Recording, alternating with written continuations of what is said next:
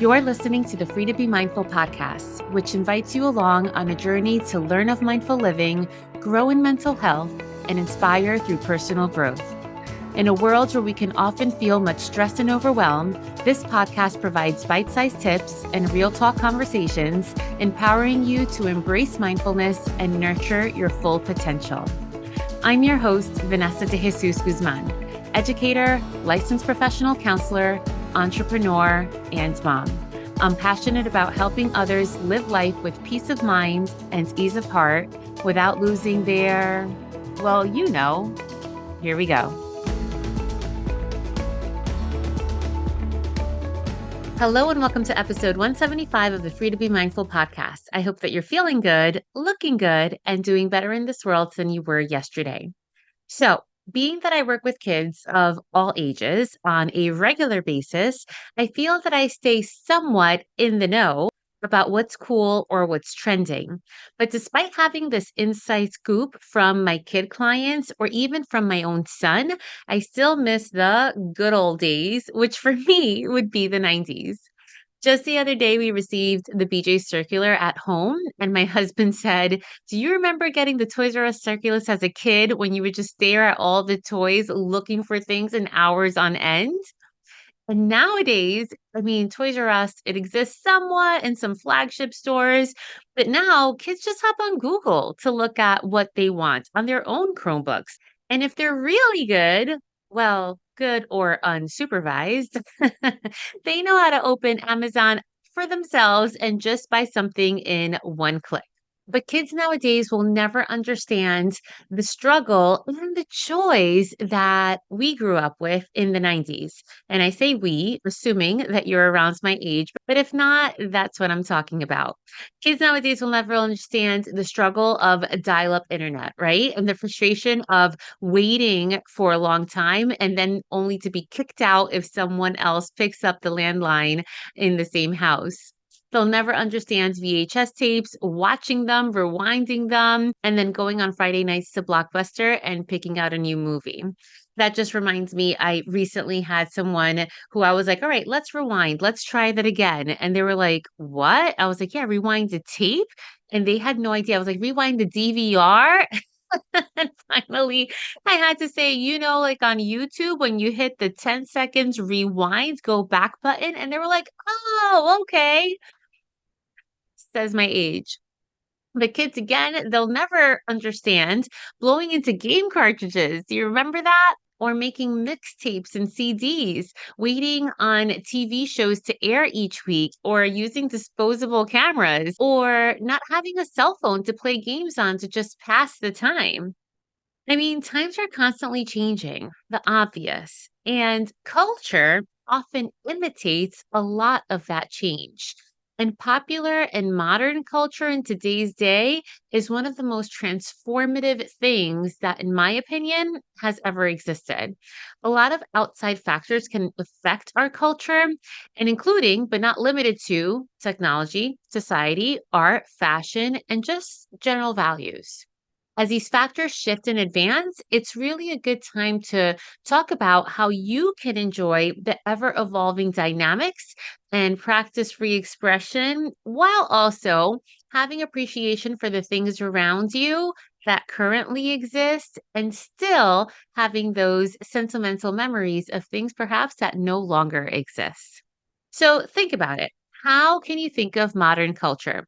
It's defined as referring to the contemporary way of life, beliefs, values, practices, and expressions that define the current era. And as we mentioned, one of the things that really make a big difference is tech. It definitely plays one of the biggest roles in modern day culture. And if I think about the examples that I just gave you that kids nowadays will never understand, I think almost all of them had to do with the tech that perhaps we didn't have way back then. Because really, we live in a digital world now, which, by the way, even though I love the 90s, I am also thankful for the tech that we have and the ability to even record a podcast just by using an affordable mic, my computer, Zoom, and hotspot internet, right? It's just amazing what we can do now compared to what we couldn't even do even 10 years ago, but especially not 20 or 30 years ago. Forms of technology, forms of entertainment, and forms of play have just changed. And we know, but really our kids know more than anything, that new apps come out every single day. And we see how things are ever evolving. But what does this mean for us? It means that the way we engage and perceive things has also changed. And that has a lot of pros, but it does have some cons too. So, obviously, the pros, as I mentioned, just by doing this podcast, audio version and visual version on YouTube, and I edit it all myself and then I upload it. It's just amazing how easy it is to do everything. And digitalization of things obviously makes things so much easier. We have easier access to information, news, media, and other forms of online sources allow us to gain awareness and drive change for the better and for the worse. And with this information aspect, ideas can be shared with people from all around the world, and different walks of life can connect so easily.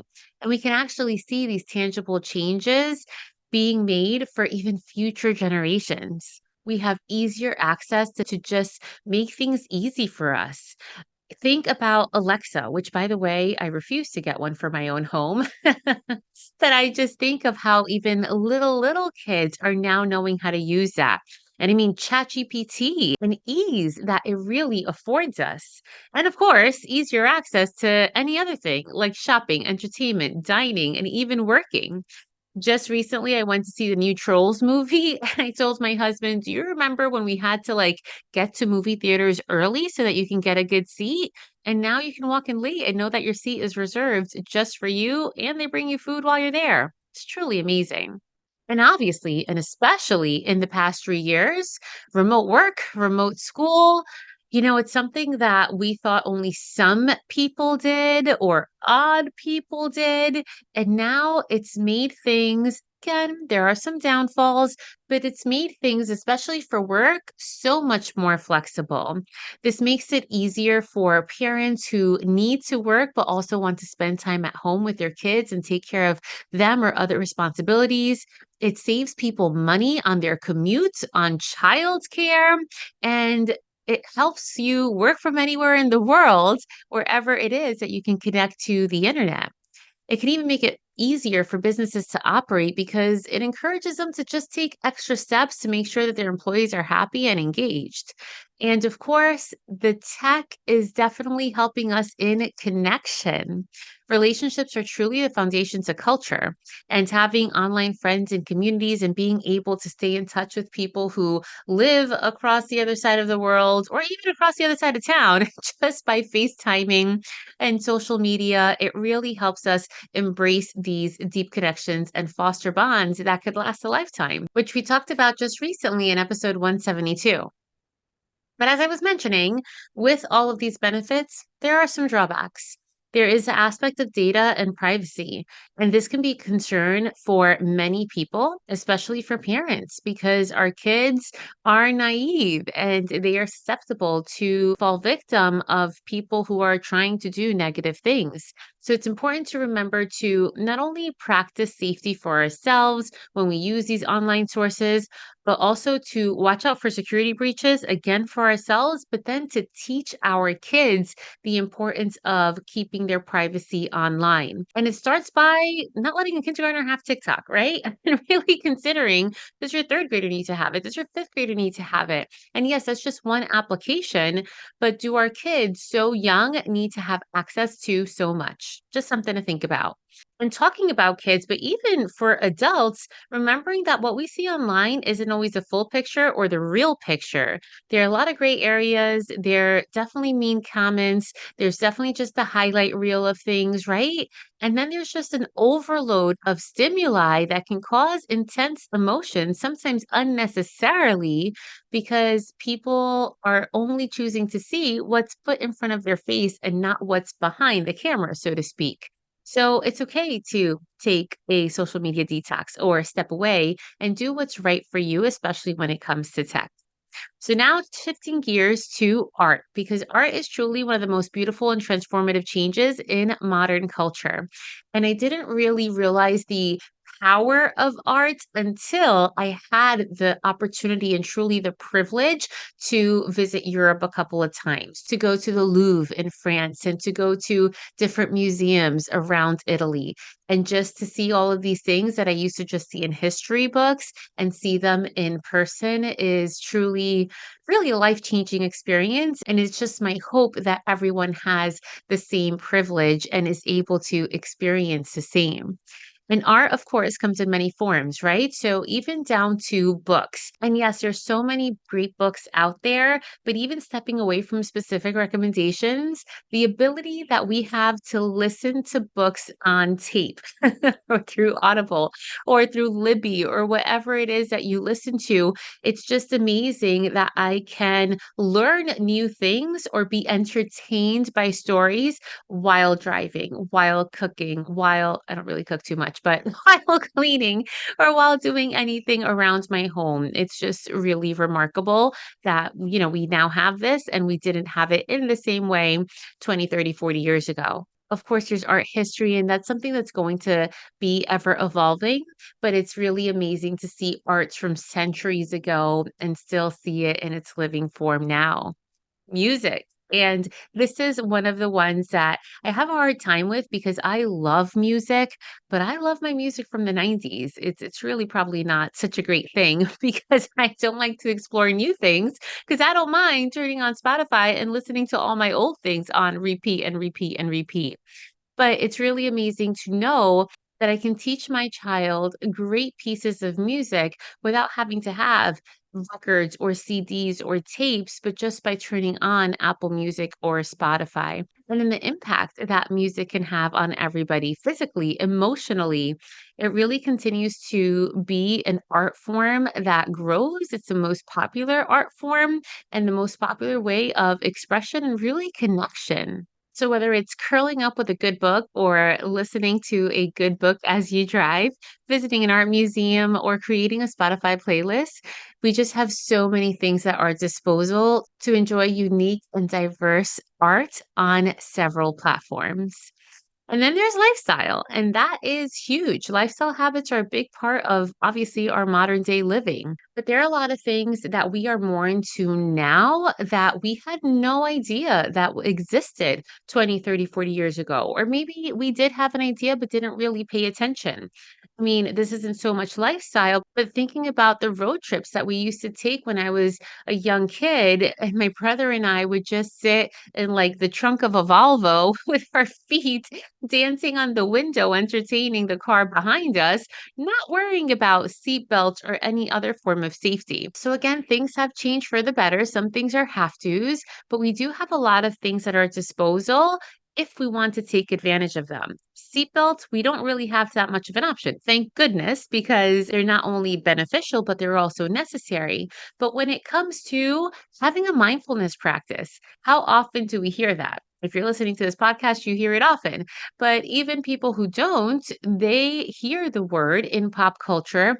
But unless you make the effort to be intentional and want to find out more and want to at least try it out and give it a chance, even if it doesn't work, so to speak, one or two times, then you really don't know what you're missing out on. So, having a mindfulness practice or a gratitude practice is a huge new lifestyle habit that has come to everyone's attention with this change that we experience. Creating an open space to learn about things, whether it be other perspectives, cultures, ideas. This is something that I believe the world still needs to work on, especially when we think about the wars that are even currently happen because people cannot see things from the other's perspective. But I feel that we still are making positive change, even though in some areas we have a lot of work to be done.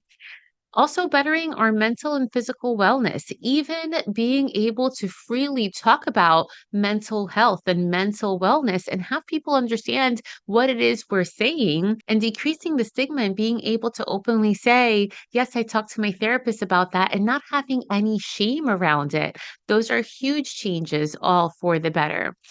And in addition to that, there's just so many apps that can help with, let's say, meditation or tracking our fitness goals or what it is that we eat. We have so many great tools at our disposal. And remembering to put the important things first, right? Starting with yourself. I love sharing the power of self-care, the power of self-love, and then the people in your life, the ones that you hold near and dear to your heart, and then the ones who've made an impact on you at one point or another. Thinking about whatever brings you peace, whatever empowers you, whatever drives you, and putting that at the forefront that drives your actions. So, my friends, we know we see things change every single day, and hopefully, you're able to take the opportunity to do a lot of reflection every single day, even if it's 30 seconds every single day, and really just paying attention to how far you've come in your personal and professional journey to see how the world is changing, to see the good and to see the bad, and hopefully finding ways to see clarity in the process and overcome our personal challenges and the challenges that we all face as humans in our global society.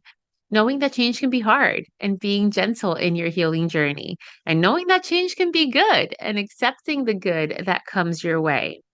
I hope that as you encounter the holidays, as you have more holiday gatherings, more Friendsgivings, more time with friends and family that you see perhaps just around this time of year, remember to take some time again to reflect on yourself, to reflect on your surroundings, and to really let it all soak in, and knowing that change, even when we miss people, even when we miss the way things were or the music that once was, change can be good. But we need to have the awareness to take that in and to enjoy the spaces that we find ourselves in.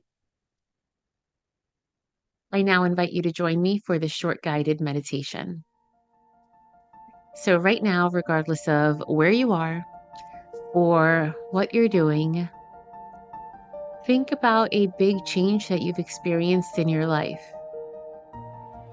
Can be simple as music or the way that you encounter entertainment, but it can be as big as not having someone in your life anymore, or having to move to new regions and encounter challenges, maybe even on your own.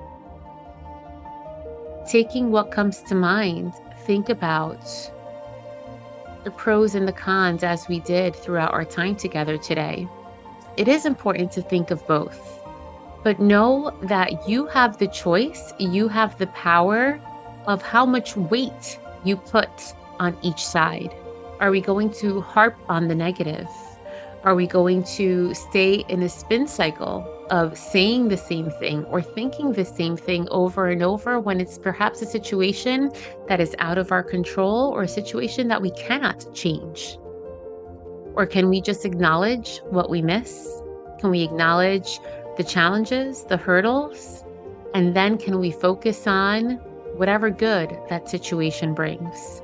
Perhaps it's just a small silver lining, but knowing that we always have space and we always have the choice to choose what kinds of mindset we're going to show up with in life. With that, my friends, always remember that in a world where you are free to be anything that you want to be, you are always free to be mindful.